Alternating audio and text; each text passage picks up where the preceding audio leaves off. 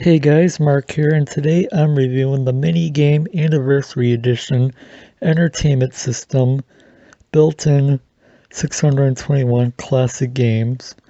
So this is basically what it is a Nintendo clone, or kind of a rip-off, but not really when you think of it, because it's kind of cheap and they do actually have authentic games like Super Mario, Galaga, Pac-Man,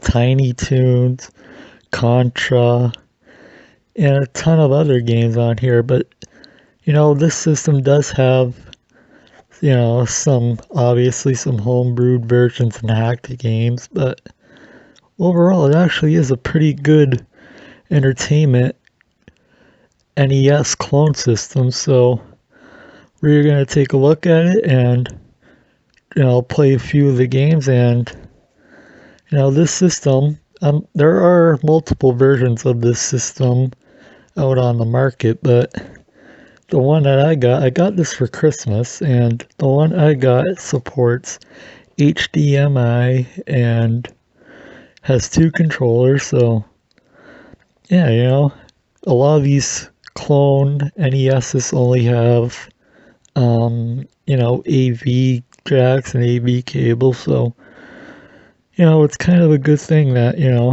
this supports HDMI. And so yeah, let's go take a look. Let's go fire this up. I played it, like I said, it has two controllers, so you can play with two people, and it does look a lot like an NES, but there are some differences. Like, I don't think the original NES had turbo buttons, or and some of the buttons on the console are different, and the controller ports are different from that of the NES. But yeah, it's still a pretty decent console for what you're paying. This only cost about, I'd say, somewhere between 30 to 50 bucks. I'm not sure how much it was, because again, I received it as a Christmas present. But yeah, let's go check it out and fire it up and play some games. So here's the NES clone console. It says Entertainment System, and you notice this doesn't, that doesn't do anything. That doesn't open up like a real NES. But yeah, I normally don't keep it on my top of my PlayStation. Not sure how that dust got on top there, but anyway, I don't normally keep it on top of my PlayStation. I usually have it behind my TV, but for to display it for this video, I just decided to, just put it there on top of it. Doesn't heat up at all, so I'm not worried about it. And here we have the NES clone controller.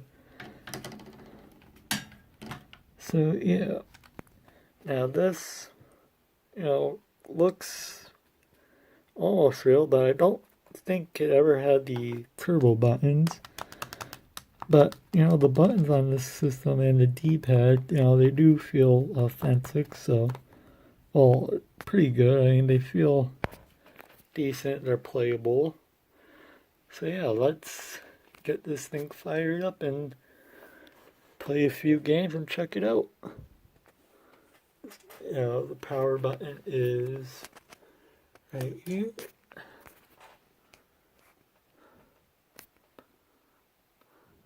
And there is the main menu screen when you boot it up. Let's put the camera down here.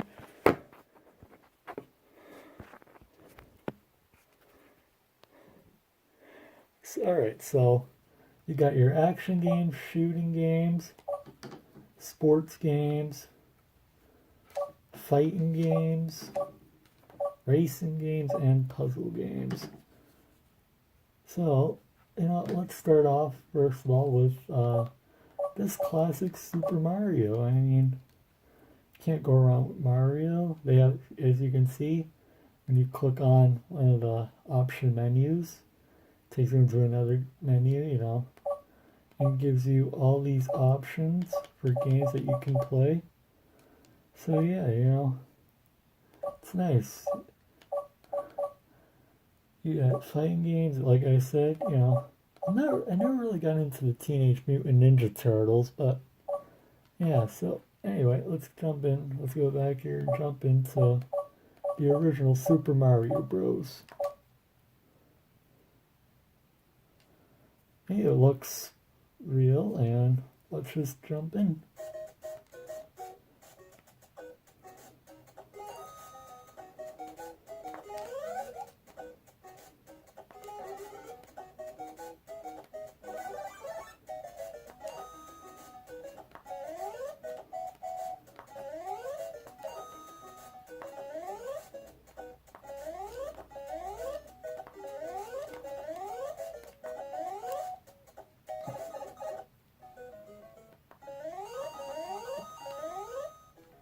Hey, sounds, I'm not sure if you can hear that, but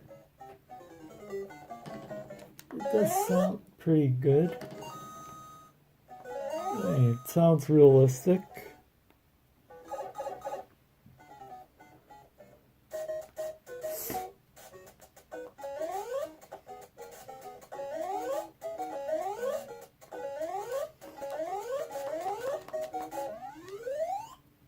And there we go. Finishing World 101. Yeah, Now let's see, let's jump into some other games here. The nice thing about this is that unlike other similar consoles, instead of having to hit the reset button, on this particular one you can just hit the start and select buttons on the controller and it brings you back to the game menu. Let's try, how about we play Galaga? Believe it is, it should, yeah, here it is, 67. I'm not really that great at this game, but I'm learning.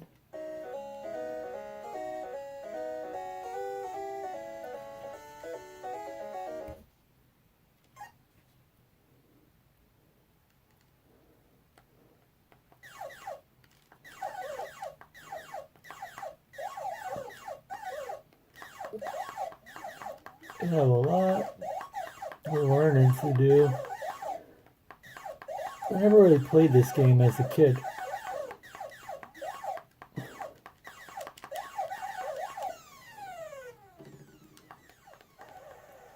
Yeah, yeah. Anyway, that's Galaga. Still got to do my practice on that, but let's try another. I think Pac-Man.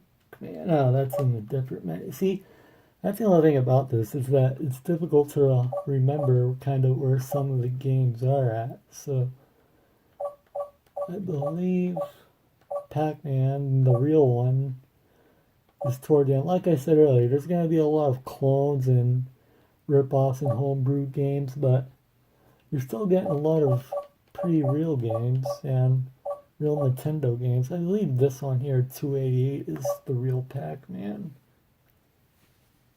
Yep. Let's play a little bit of that.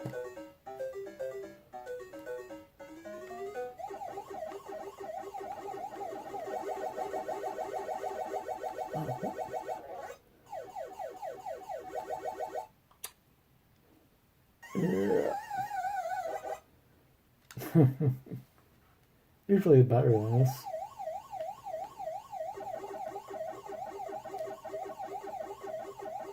And I'll show you one game that I'm kind of getting addicted to, kind of. In a minute after, next time I die, I think, in this game, Pac-Man.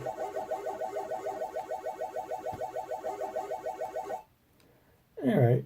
Yeah, not really here to just play, I'm here to like show off what this system can do. Yeah, let's see, the one I want to show you, I believe it's in this menu.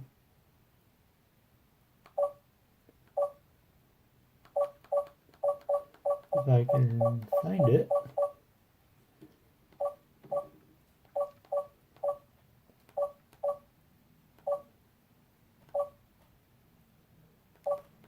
Arkanoid. I've gotten pretty hooked onto this game, Arkanoid. I mean, it's pretty fun. I haven't gotten past level 2 yet, so it's Arkanoid. I played this game last night for about an hour and a half. It's fun though. It's all about trying to remember where, no, not remember, but know where the ball is gonna go. See, like right there, I tried to get the booster to shoot at the blocks, but took my eye off the ball, so.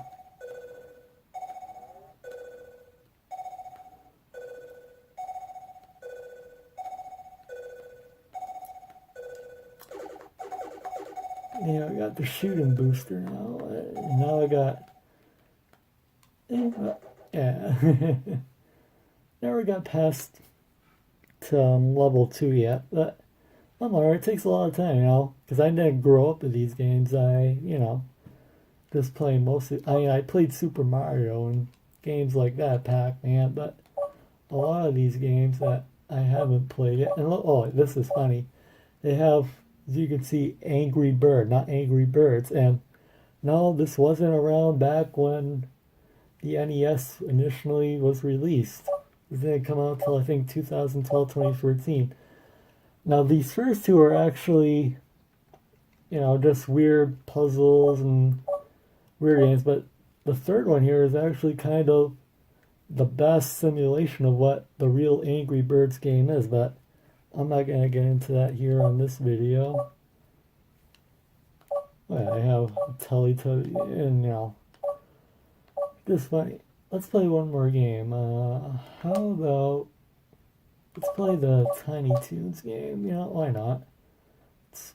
I was playing it a while ago, and it seems like a fun game.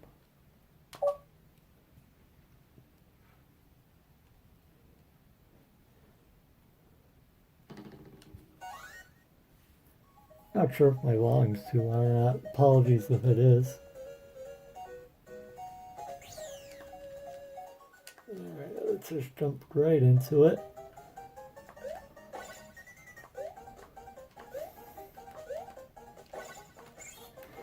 Ooh, almost lost my balance there.